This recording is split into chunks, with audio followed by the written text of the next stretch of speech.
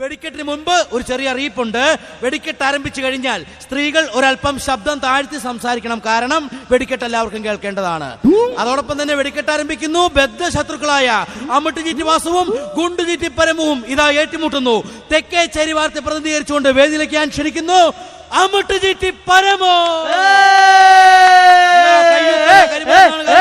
പ്രഖ്യാപിച്ചുകൊണ്ട് അമ്മിട്ട് ചീറ്റി പരമോ ഇതാ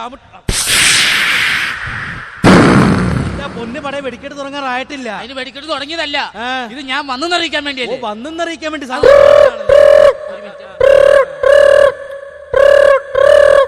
ഹലോ, എടാ പട്ടി ഇതിനോട് ഞാൻ പറഞ്ഞിട്ടാ വിളിക്കരുതെന്ന്.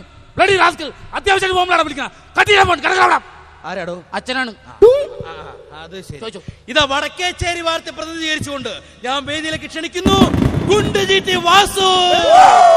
ഇതാ കയ്യൂക്കല്ല കരിമരുന്നാണ് കാര്യമെന്നും പ്രഖ്യാപിച്ചുകൊണ്ട് വെടിക്കെട്ടുകാരന്റെ മകനെ ഉടുക്കി പേടിപ്പിക്കണ്ടെന്ന് പറഞ്ഞുകൊണ്ട് ഗുണ്ടു ചീറ്റി വാസു. എന്റെ പൊന്നിയേട്ടാ വെടിക്കെട്ട് തുടങ്ങാറായിട്ടില്ല. വെടിക്കെട്ട് തുടങ്ങാറായിട്ടില്ലെന്ന് എനിക്കും അറിയാം. പക്ഷെ ചിലരൊക്കെ അറിയണ്ടേ ഞാനും വന്നു.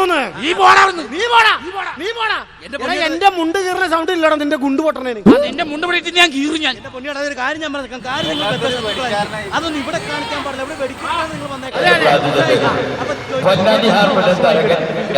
ഞാൻ 40 വർഷം